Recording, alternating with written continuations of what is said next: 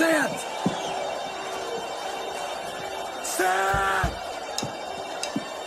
Stand! You want to dance? Ask me nicely. Let's talk. Better listen very carefully. No problem. You having fun? No! Thanks. Hello, and welcome to episode 11 of Jean-Pod Van Damme, the podcast where we talk about Van Damme movies because he does a Russian accent like nobody's business. I'm your host, Marcus Jones, and joining me today is my friend Candace Fox. How are you doing, Candace?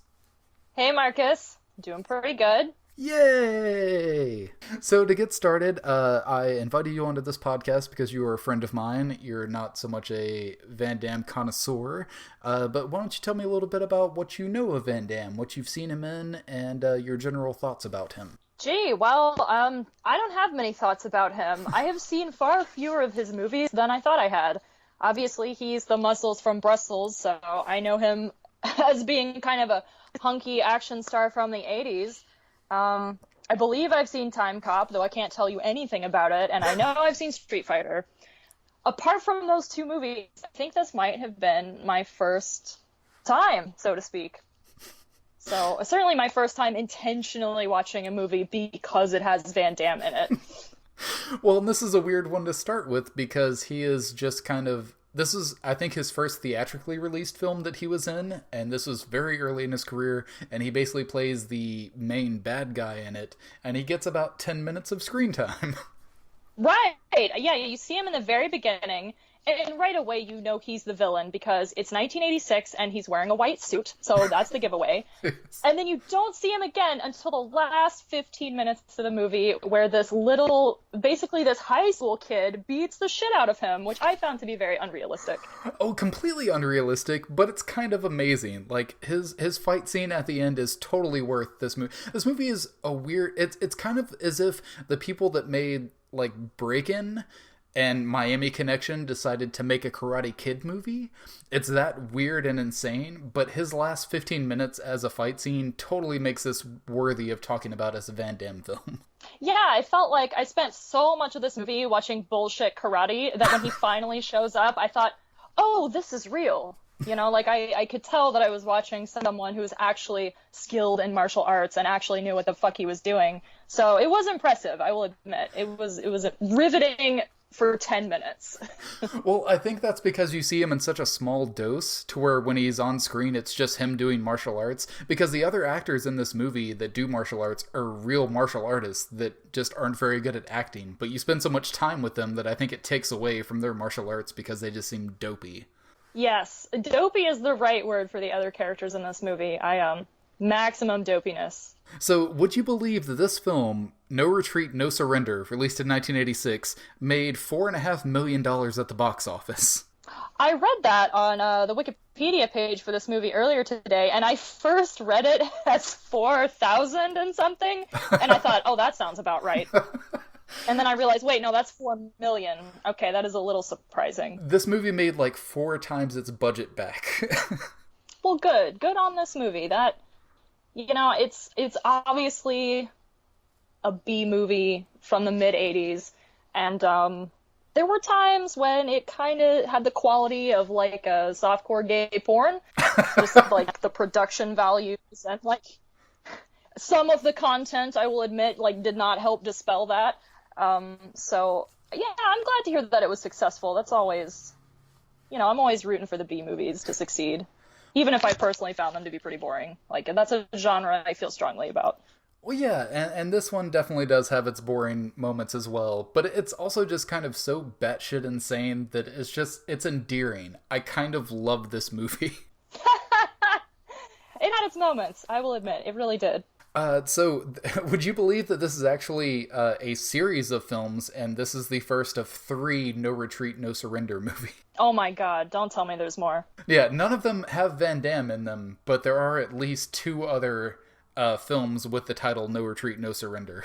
Is it like the same premise? Like, high school kid needs to get tough, the ghost of Bruce Lee beams out of, like, another dimension and, like, teaches him karate? No, it is not that interesting. It is literally just more like fight tournament. It's basically just more kickboxer type movies. Oh, okay. Yeah, I've been led to believe that that was a pretty big genre back in the day. Hey, white guy karate was all over the place. Oh, yeah. Oh, for sure. It's also hilarious that this movie is set in Seattle, which, obviously, Bruce Lee had a huge influence in Seattle. It was something I didn't know. So when I first went into this movie, I was really surprised. I thought, like, wow, did they pull that location out of a hat? Which just shows my ignorance, really. Well, you live pretty close to there. Does that make you want to go visit Bruce Lee's grave? It kind of does. I didn't know he was buried there. I didn't know he had roots there. And I was just in Seattle this past weekend visiting a friend, and I wish I had known about this ahead of time. I would have totally visited Bruce Lee's grave. That would be amazing. I have no idea if it's actually there. That could have been completely made up, by the way. No, I looked it up after the movie. He is actually buried there. It's true. Oh, wow. And so is his son, Brandon Lee. They're buried right next to each other. Oh, that's cute. I liked Brandon Lee quite a bit. He didn't get his due. I really didn't. Was he in anything other than The Crow? That's the only Brandon Lee movie I've ever seen. Yeah, he was in at least 3 or 4 movies. I think he was in something called Showdown in Little Tokyo, which I think was with Dolph Lundgren. Oh, sweet. Perfect. Yeah, so talk a little bit about that. I know you're not big on Van Damme, but you told me before that you're big on Dolph Lundgren. Well, I do love him. I'm not going to lie and say that I'm terribly familiar with his film career, because I think he's been in a lot of movies that are of a genre I'm not typically interested in. I'm not much of an action movie fan, I will admit it. But as a human being, I think Dolph Lundgren is incredible. First of all, he's like super hunky and good looking, or at least he was back in the day. He hasn't aged very well, but he was super good looking, and he's super smart too. He's a chemist. He has like a STEM degree, so he's super smart and talented. And he was at one point in time the boyfriend of Grace Jones, who is a queen. And they are by far my favorite celebrity couple of all time. They're flawless and a true inspiration. It's a beautiful couple, and that's actually kind of how he got his start. Like, he kind of appeared as a bit background player in a couple of movies that she was in, and then that led to him getting, like, Rocky IV and so on and so forth. I was just going to say, I think I read that he was, I guess, hanging around the set of A View to a Kill that Grace was in, and he just happened to, like, fill in for some random extra, and that was his career, basically. Yeah, that's what started That was the beginning, anyway. And he's been in at least 3 movies with Van Damme at this point. Actually, 4. He's been in 4. He was in 3 Universal Soldier movies and The Expendables 2 with Van Damme. Oh yeah, I seem to remember. Just when I looked through both their filmographies real fast to figure out if I had ever actually seen any of their goddamn movies, I was like, oh look, they work together.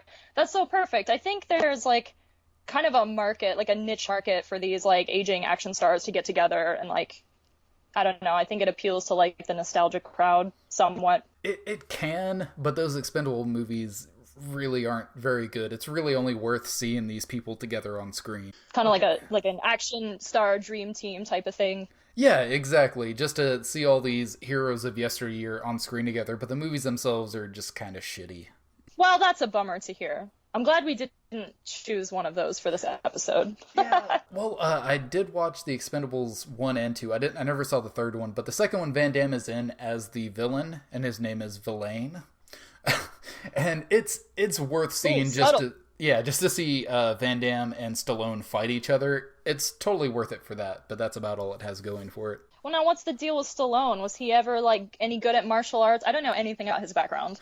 Like, was that, would you say, a quote-unquote fair fight or Hollywood trickery? It's a fair fight as much as, like, Stallone's all about, like, brawn and just boxing and just beating the shit out of people, and Van Damme's about kicking you on the face. Yes, okay. So it's kind of talent versus brawn. Okay. Well, that's interesting, because I know Van Damme's a relatively short guy, right? I noticed that in this movie, that he was quite a bit shorter than some of his opponents. Oh yeah, he's like and under I've read that 6 feet. Stallone is not a tall man either. No, they're both. I'm sure Stallone had lifts in his boots to make him a little bit taller, but yeah, Van Damme is like under 6 feet, I think, and Stallone's probably about the same. They're probably like 5'8", 5'9". Okay, so we'll talk about Van Damme a little bit more later, but let's get into this film, which is it's hard to wrap your head around, but it's basically like a Karate Kid movie where this kid moves into a new town and has to like prove himself to get the girl and, you know, prove himself a man and stuff like that. But around all of this is this mafia that's trying to take control of karate studios because they were all the rage in the 80s. Nothing like white guy karate.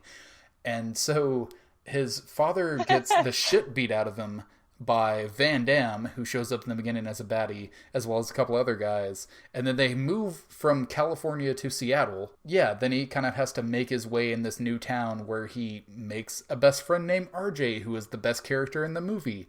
And he has a new nemissary in Fat Kid. Yes, that is all accurate. If you notice, RJ never stops smiling. He has one facial expression, and it's a giant grin, and he wears that the whole movie. And again, he is my favorite character because he is adorable. He immediately becomes best friends with the main character of Jason. Not having really anything in common, he's just a cool breakdancing kid that likes to have fun, but he just sticks by him as his best friend and gets into all sorts of trouble with him. And it makes no sense. And sits on his crotch while he's working out, too. He helps him work out by... Okay, well, maybe we shouldn't get into that. No, we should. They have a beautiful, like, bromance going on and a bit of homoerotic tension going on. Yes, a lot of homoerotic tension. A lot of very short shorts, a lot of thrusting and ice cream cone licking. Like, it is a beautiful bromance, I have to admit. It's the best scene of the movie, but it's where it's during a training montage, and it just cuts from him, like, running through the woods or something, and it cuts, and it has RJ, his best friend, this jerry-curled young man, who is licking an ice cream cone while sitting on his crotch as he does thrusts between bleachers. And it seems so innocent, because it seems like the filmmakers didn't realize that was happening, but they kind of had to realize it, right? Yeah, I mean, and especially considering the quality of the film, that kind of like soft focus, and they're two young men who, you know, in gay porn terminology would be called twinks. So, yeah, I have a hard time believing that there was zero awareness there. Yeah, I have a feeling that this is maybe about like 5 or 10 minutes of cut footage away from being like a Cinemax softcore porn movie. Exactly. That was also the feeling I got too. And, you know, if you remember, our hero doesn't have very good luck with women. I think there's one woman he's interested in. He gets his ass kicked over her, and then he's just like, whatever, man, I'm done with this. Too much work. They don't even establish her, really. It's just all of a sudden, he randomly, like 30 minutes into the movie, shows up at her house, and they have this backstory that we didn't... They reference, like, going to the pet shop together, which we never see. He apparently met her a summer ago.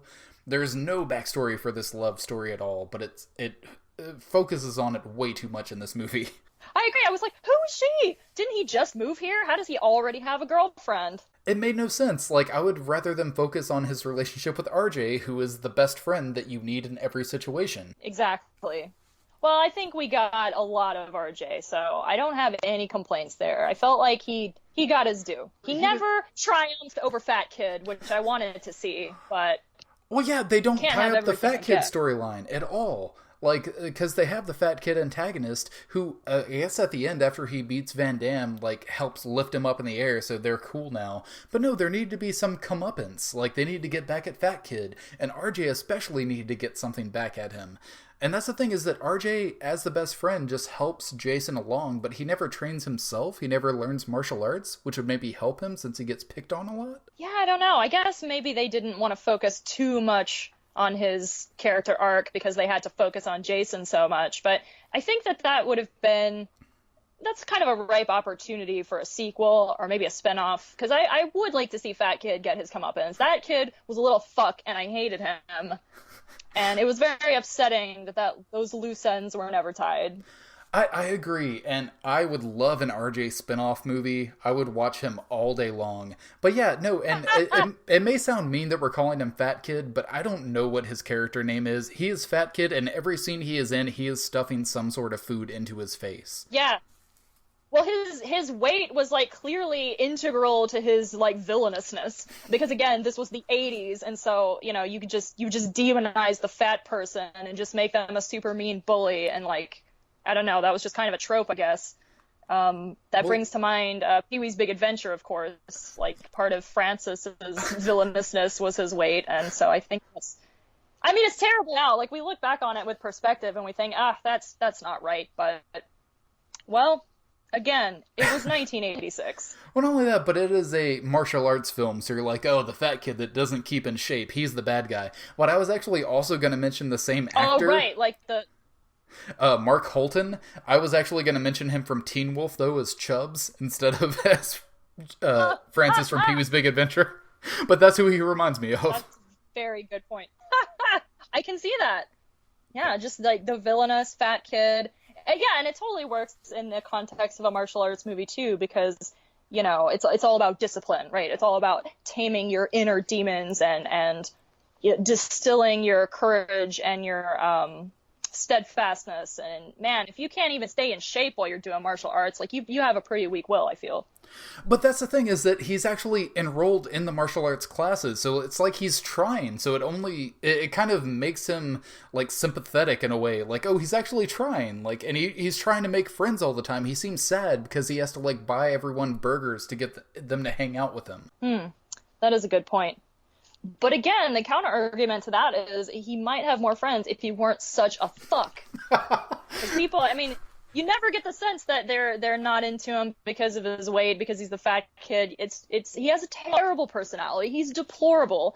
He bullies the black kid, so he's obviously racist, and he's just absolutely nasty. He aids and abets a rapist, I believe. Jason's love rival makes it pretty clear that he doesn't care when a woman isn't interested in him. He's gonna grab her, take her anyway. So because he owns her. All of this reflects. Right, exactly, right? He's decided that she is his, so therefore it must be. So all those factors together, I feel like, really reflect poorly on Fat Kid's character. Oh yeah, he is a terrible person, and he totally deserves to be the villain. But I hate the fact that it's like, oh, he's the fat kid, so, you know, fat is bad. But he is a terrible person, but you brought up a great point that I hate in this movie, is that I guess the second in command to her brother, the love interest brother, is like the head of this dojo, and his second in command has decided because I'm the second in command, that means I get to have your sister, right? Yeah, and the brother never does anything about it, to my knowledge. I mean, I never saw him reprimand this kid or stand up for his sister. He just kind of tolerates it, which is troubling, because we're led to believe that the master of this dojo is a pretty upright guy. Like, he seems pretty moral, pretty, you know, on the side of right. And yet there's that void where he doesn't stand up for his sister.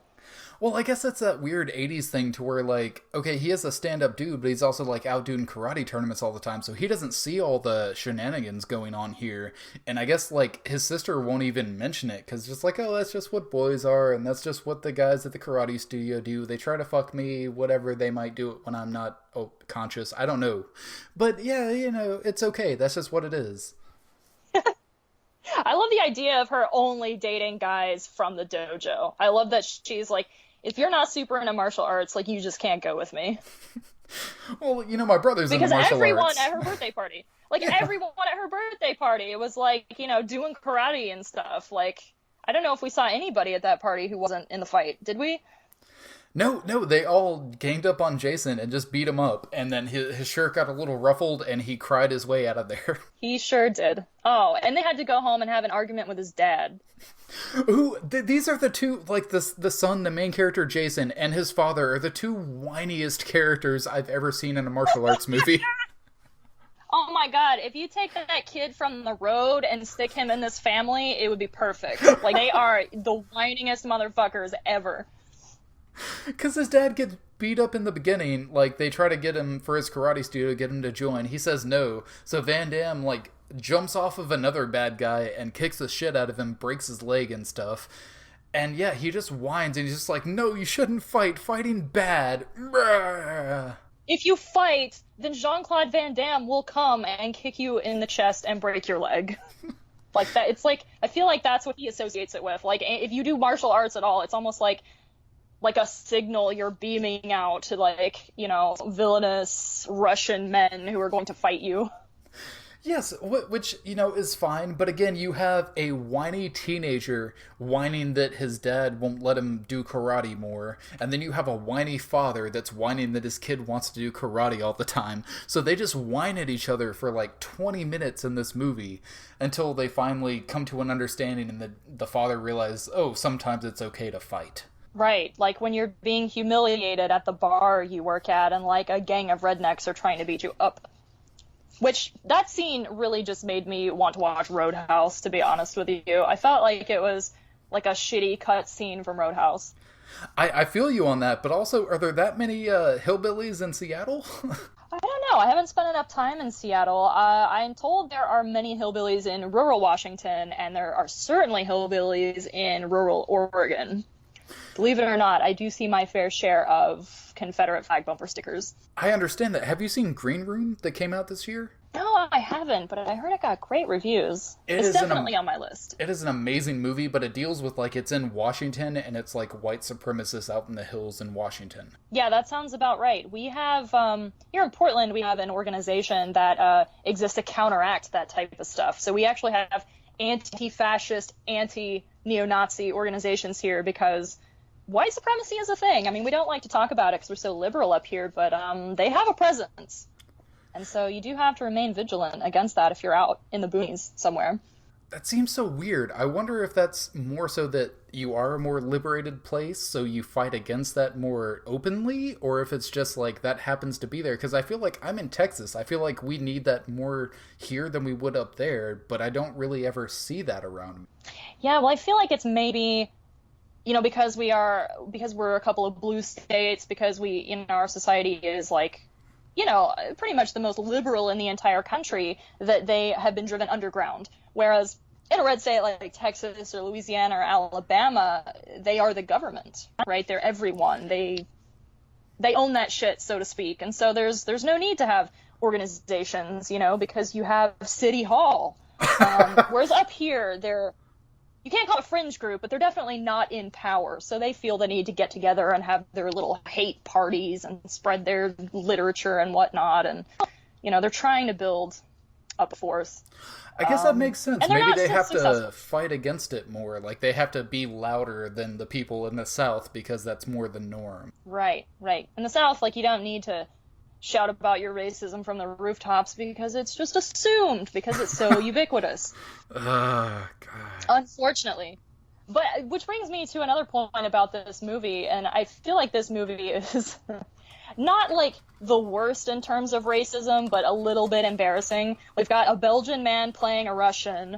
We have a Korean man who looks nothing like Bruce Lee portraying a Chinese man who actually existed. And then we have, of course, the black best friend who never stops smiling in any scene and is inexplicably dressed like Michael Jackson for no reason. He does. He is a breakdancer, but yeah, he just dresses up like Michael Jackson when he goes out to do things. And we do have a Belgian person playing a Russian as the evil person, because of course Russia is evil. It's the 80s. But oh yeah, of course. In the 80s, if you were a muscle-bound person of European descent and you were a villain in an action movie, you were automatically Russian. You were automatically an Ivan. Yeah, and again, I was so surprised because I expected, okay, so you have Jean-Claude Van Damme, it's one of his first movies, you're not going to let him talk at all. He's playing a Russian? No, he's not going to have any lines.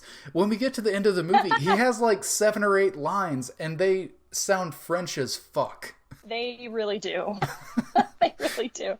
But yeah, no, and especially, we do have to talk about this. Eventually, after Jason kind of runs away from his house and basically hides in a flop house for a little bit, he ends up seeing the ghost of Bruce Lee, which again is played by this man who actually did some double work for Bruce Lee, after he had died in some of his movies that needed to be finished. But he looks nothing like Bruce Lee, and that's fine if you're going to do that in a movie, but the main sin that they commit is that there are literally scenes where you have your Bruce Lee double in the same shot as pictures of Bruce Lee on the wall, and you can see how different they look. Right. Well, I feel like they could have at least tried. They could have put some makeup on him. They could have done some prosthetics. I mean, this was the 80s. That was the heyday of practical effects. I feel like they could have tried to make him look a little bit more like Bruce Lee, but no effort whatsoever was expended toward that end. Well, not even in the acting, because apparently, at least what I read on IMDb trivia, is that the guy playing Bruce Lee was speaking in Chinese, and the guy that was playing Jason was speaking English, so they had no idea what each other were saying during the scenes, and everything was dubbed over afterwards. So they just kind of blindly led the scenes based on what they figured was supposed to happen. No wonder it was so awkward. It is. And again, this guy, Jason, this is the most bland, boring lead character ever. Like, you thought Ralph Macchio wasn't anything to write home about? Like, just wait till you see Jason. Yeah, but, at least Jason has that anger. He's got those hormones, like, I got the feeling that he didn't just want to fight because he had problems. Like, I feel like he, genuinely enjoyed it, Well, I feel like he just wanted to hit things because he was so frustrated with his life, and maybe he was confused about his sexuality because he was really close to RJ, and I felt like there was a romance that could have been explored there if we had just shunned aside the whole female love interest subplot that was pointless anyway. Oh, I agree. The only reason that female character existed was to introduce the plot point where he has to fight the dojo's second in command. I felt like they thought, well, we can't just have this guy hate Jason because he allegedly trashed Seattle karate. We've got to make it more personal. Because LA karate is better. Oh my god. I love that. I love that there's such a rival thing to where like, oh, you do karate in Seattle? Well, I'm from LA. LA karate is better than Seattle karate. And that causes a whole big kerfuffle to where the leader of a dojo, the guy teaching classes that's supposed to bring kids in to teach them karate, makes a black belt fight this kid that he just met and beat the shit out of him just to prove a point. That he heard from Fat Kid, the most evil person in the movie that's obviously evil and conniving. Yeah, clearly unreliable. Like, why would you just take anything Fat Kid says at face value? I mean, he's obviously a liar. He's prima facie an untrustworthy person. He's making evil faces the whole time. How are you supposed to believe him? Right, he's just rubbing his hands together and smacking his lips. Typical villain shit. Shoving cake in his mouth. Typical villain shit. Right, that's what I do when I'm up to some nefarious stuff. So yeah, they get the black belt to fight this kid, and it's so sad because he tries to end the fight so many times. But Dojo Guy's like, no, you keep beating his ass. We really have to teach him a lesson here. And it's 5 times, but he keeps standing up because he has moxie. He's like, no, I'm not going to give up, even though I'm getting my ass kicked. But then he still runs away crying at the end of the scene. True. Yeah, I feel like a lot of his big scenes end with him running away crying. Because, again, he's the whiniest thing, but he can't even go to his father and be like, Father, teach me. Because his father is whining about not wanting to fight. So he has to imagine, and I don't understand this either. The ghost of Bruce Lee is training him, and he does train him, and he learns karate, and he defeats the bad guy at the end. But the whole time, RJ will come up to the window and see him talking to himself, so that Bruce Lee ghost is not really there except in his own mind? What is with that? Exactly. He's having some kind of, schizophrenic meltdown. He's having a psychotic break. He's hallucinating Bruce Lee. He's hallucinating sandbags and equipment and, yeah, gosh, that was an interesting turn for this movie to take. I didn't know what to think. I loved RJ's reaction, though, which was to just laugh. Oh, my friend's crazy. That's hilarious. He's never concerned. He never confronts him about this. He just immediately accepts it. Total acceptance from RJ. And he does, and that's because he is the best friend you could ever have. But again, that just makes me think that if he latched on to this new kid that moved in so quickly and became his best friend and did all this stuff for him, including stealing his dad's car to go take him to a flop house that he could live in, how lonely was RJ before this? Did he have no friends whatsoever? Was he just picked on by Fat Kid and that was it? That's a good question. You never really see RJ's other friends. He's okay with people when he goes out to the dance club, and he has other people that are dressed up like Michael Jackson he can talk to, other black people dressed as Michael Jackson, but he really just talks to them in order to make the 2 white kids kiss. Yeah, I thought that was weird. That was another, troubling aspect of this movie. The only time you see, the only other people of color in this movie, they're, basically just serving this bullshit plot between these two white teenagers that no one gives a fuck about, including the audience.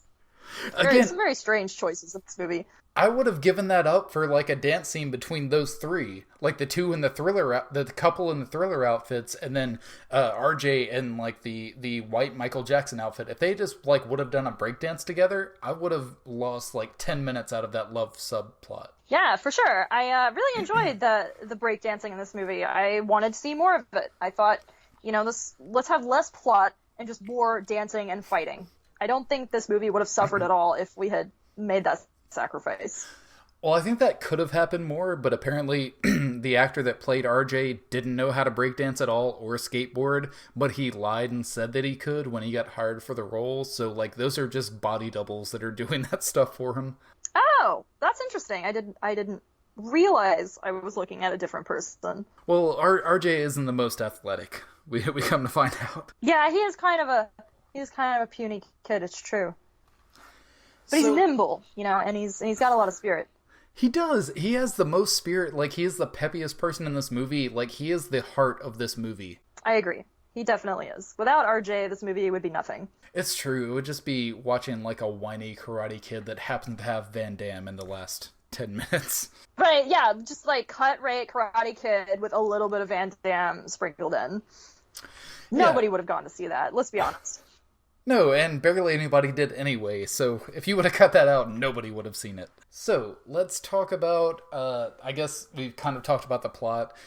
Jason learns karate from Bruce Lee's ghost, and then there's basically a big karate tournament at the end, which is another Van Damme trope, but the Seattle Karate League is fighting against the New York Karate League to see who gets to keep their dojo or whatever.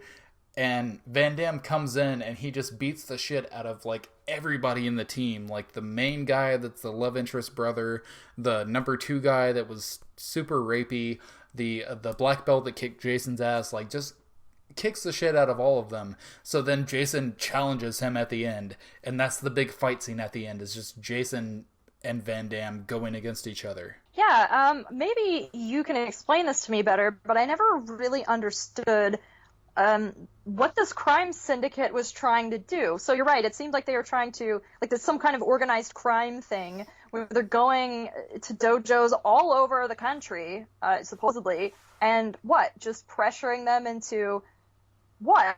Like giving them control of it, selling it to them, or, letting them have it? I mean, I never understood the goal. Like, what is this crime syndicate's goal? Why are they doing this? What do they stand to gain from this?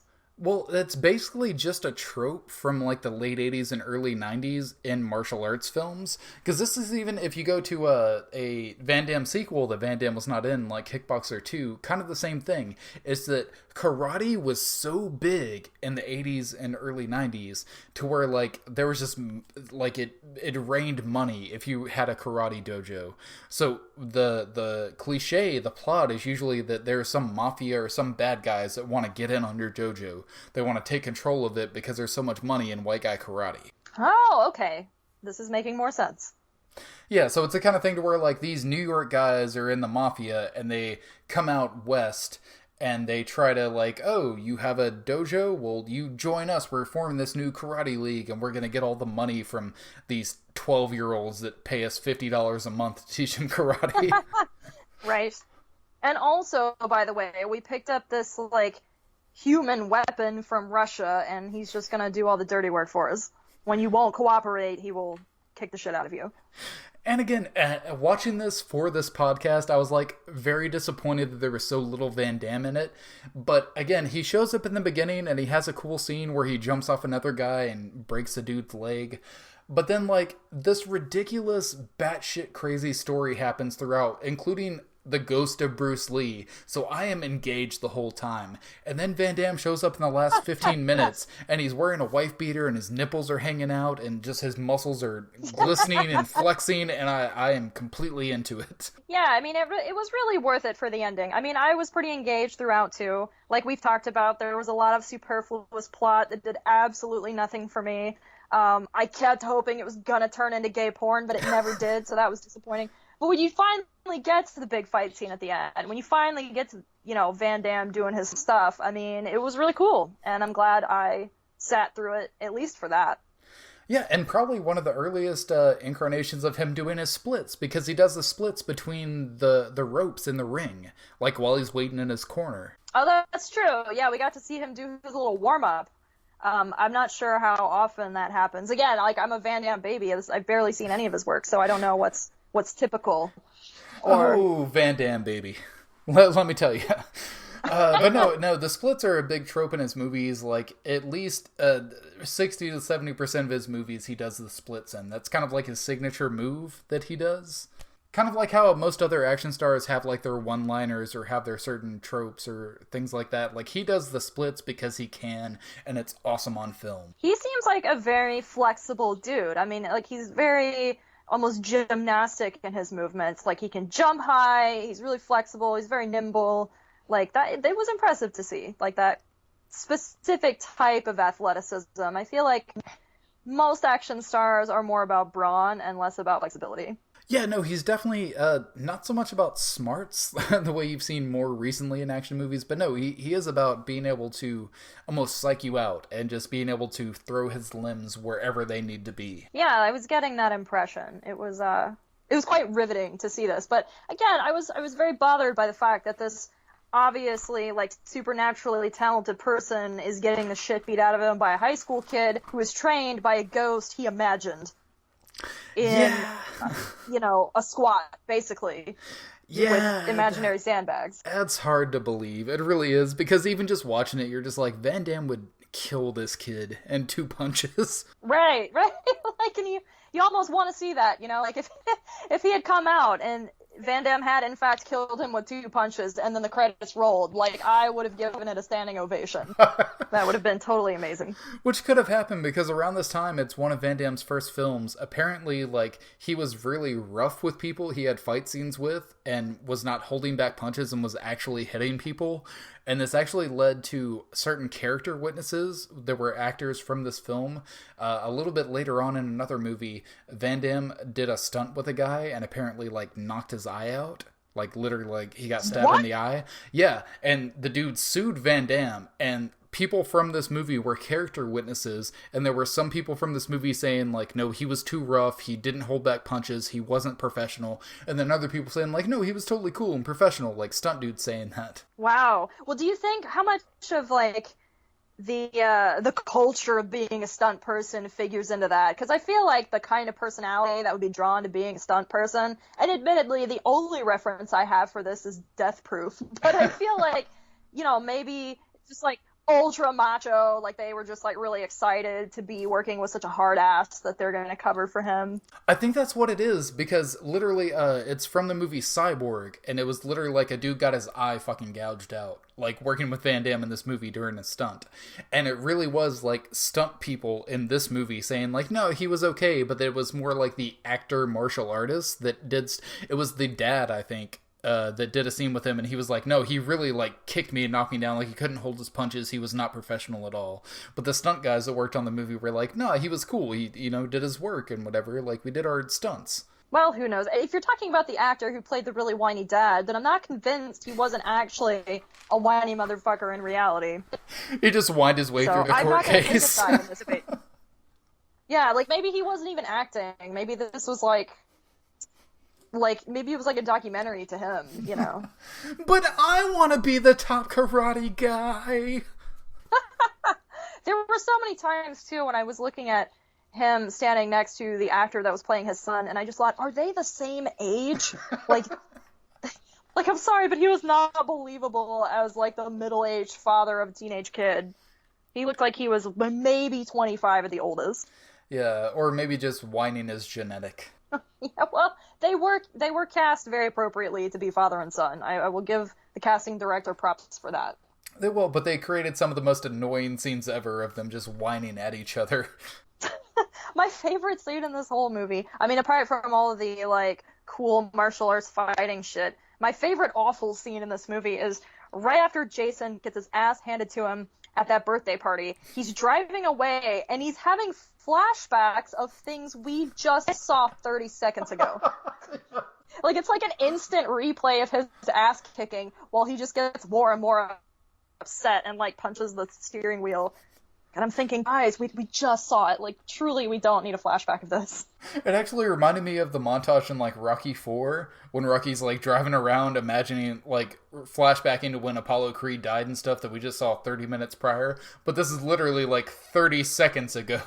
Yeah, well, at least maybe you could sort of construe that as being, like, a clever take on, like, the brain damage that, like, boxers suffer. You know, like, maybe 30 minutes is sufficient time to forget about something. I mean, if you're punch drunk. Well, this is just a whiny teenager remembering 30 seconds ago. Just like, man, those guys really made me feel bad about myself. Yeah, right. Like, we can't just show him driving the car and being upset. We really got to make sure you understand why he's upset.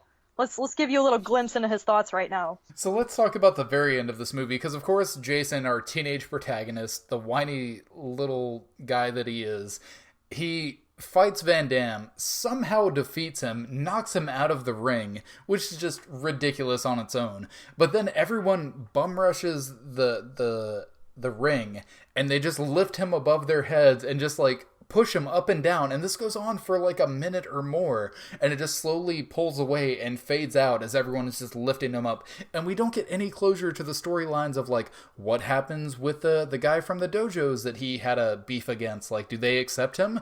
What happens with the love interest? Is she all happy about it? What happens with the mafia? We get no resolution to anything that happened in the movie. Right. I mean, yeah, it was kind of an interesting way to end the movie. I feel like that really reveals the focus, like what the filmmakers perceived as the central focus of this movie. Like, the only thing that mattered was Jason's personal development.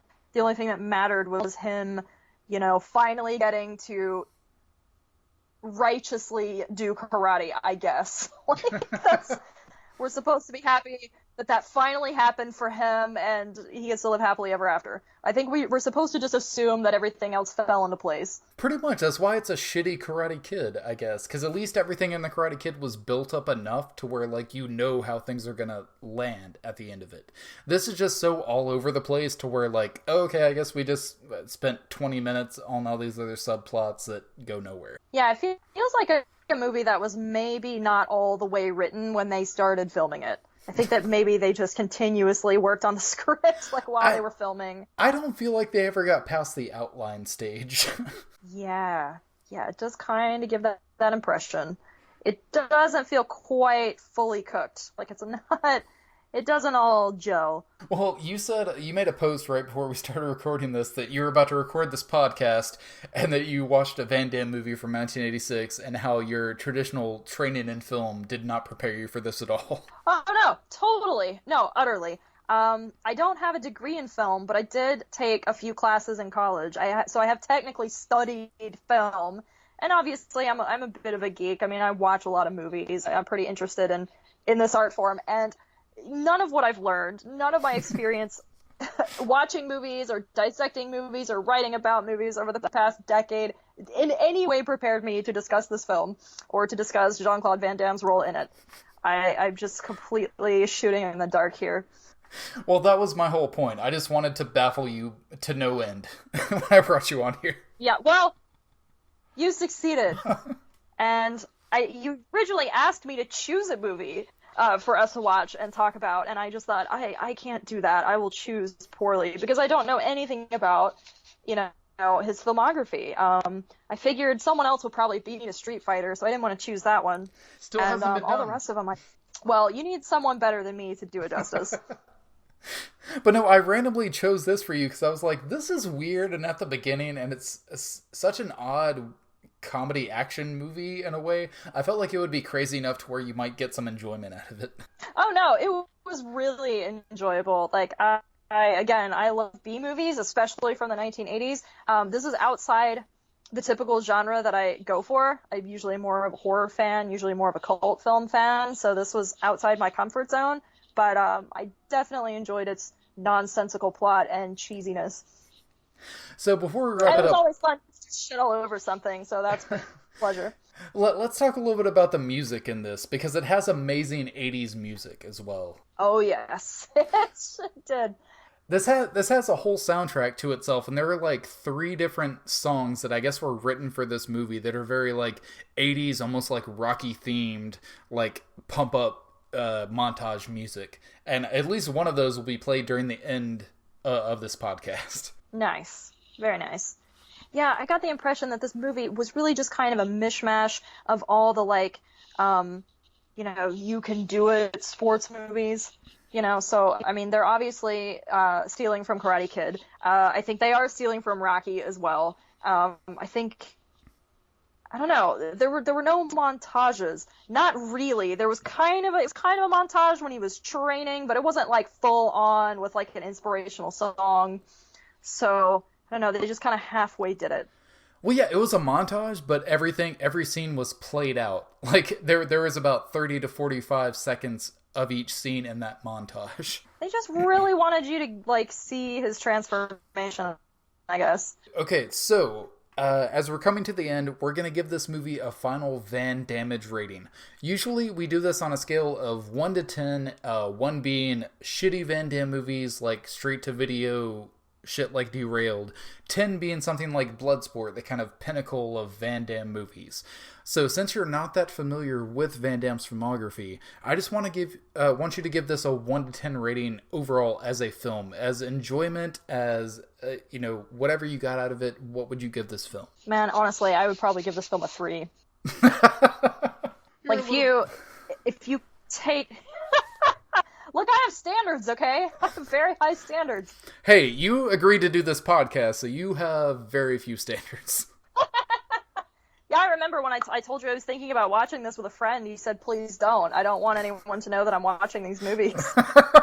I didn't want someone else to judge me as well. Well, now that I've done this, and it will be heard by literally dozens of people, now everyone's going to know I watched it. At least 14 people might know that you've watched this movie. Damn. Well, 14 people. That's not too many to hunt down and murder. I mean, I think I could pull it off. No, it might be a few more than that. Oh, God. Please don't get more popular. I can't be associated with... No, I swear, with as popular as this has been, you might be heard by as many as 50 people. Oh, no. Okay.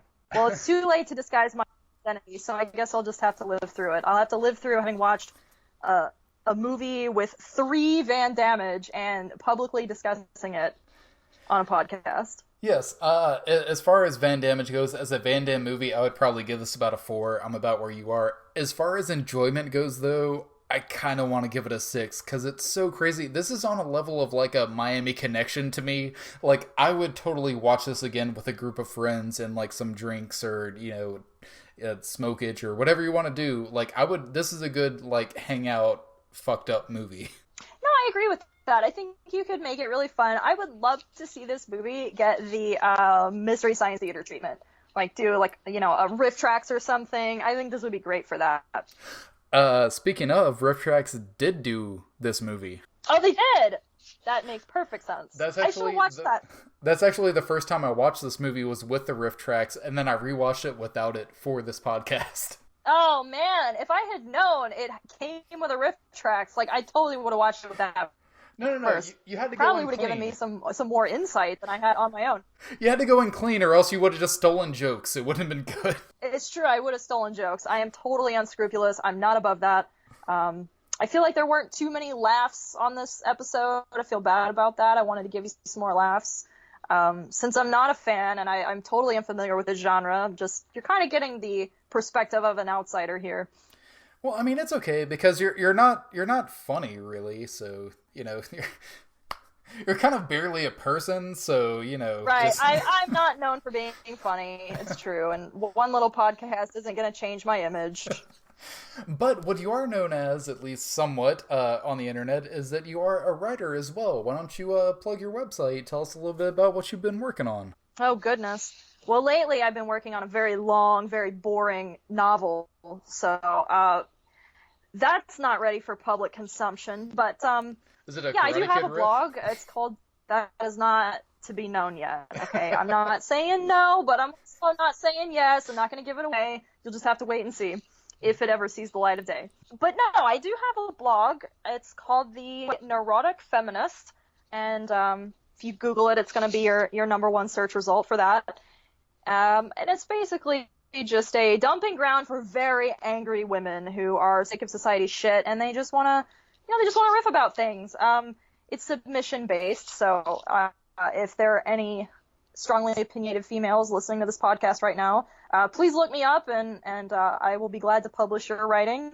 If there's something you want to discuss, something about being young and female and frustrated in America, that's kind of what we deal with on the Neurotic Feminist. Yeah, I really don't have anything else to plug at the time. I've got a children's book in the pipeline, but that's also not ready for public consumptions, so I don't want to say too much about that. I figure that's also a Karate Kid riff. Hey, again, until it gets published, I cannot reveal any details of the plot. You'll just have to wait and see. But no, that's what I was hoping for. I wanted you to plug the Neurotic Feminist because I love that blog. I love the writing you do there. And I also think that you should really start a podcast around that. I think you could do that.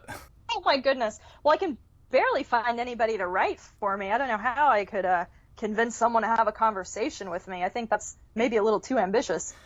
I can try to hook you up with people because I know a few very cool ladies that I think would be into doing that. From different groups I know and stuff like that. I would very much like to see that, and I would like to see a discussion-based podcast for that website. Sweet! Well, yes, please hook me up with women, because I don't know very many of them. Marcus, help me meet women and have conversations with them. Only you can accept this mission. I will try, because I have a Rolodex filled with multiple, 2s, 3s of women that I know. That's more than I have. You could get in touch with Mitt Romney. I hear he has binders full of women. Oh. Once you're at binder level, let me know. Oh. Okay, that was terrible. I'm sorry. That was, but that needed to be said. So again, thank you, Candace, so much for coming on Jean-Paul Van Damme. I loved having you. I've wanted you on here since the beginning because you're one of my oldest friends, and you're also one of the smartest and coolest people I know. And I love everything you do. Oh. And again, I would love to have you back if you want to tackle a more Van Damme film sometime in the future. Yeah, totally. Thank you for having me. This was a real pleasure, and I appreciate the invite. I would love to come back. I'm going to try to choose something a little more substantial next time, though. Put my fancy film learning to some good use here. Well, you can do something fancier. Maybe do something like a JCVD, his film where he kind of plays himself and he talks about his career and his life and stuff like that, and it's deep and dark. Oh, is it deep and dark? It's deep and dark. I didn't know dark. Van Damme had that side to him. That's what started his comeback. It's from 2008 or so, maybe a little bit earlier. But yeah, it's a film where he kind of plays with his image a little bit, and it's about him getting, as Van Damme, getting caught in an actual bank heist and having to fight his way out of it. And it's really, really good. Okay, well that definitely sounds intriguing. We can get into some meta film existential analyses there. It seems like a pretty fertile ground for discussion. I'm definitely in. Actually, yeah, no, I think you would be perfect for that episode, so yes, please let me know when you watch that movie, because I would love to discuss that with you. Excellent. Well, I'm really happy to have been accepted into your cache of Van Damme commentators. This isn't a job title I ever thought I would get, but I'm deeply honored. Well, thank you. That is super sweet, and thank you for watching this ridiculous movie for this podcast. Yeah, anytime. I'm always up for watching a ridiculous movie. Awesome, and I will have you back sometime soon, and thank you all for listening to Jean-Paul Van Damme. 'Cause your biggest challenge is the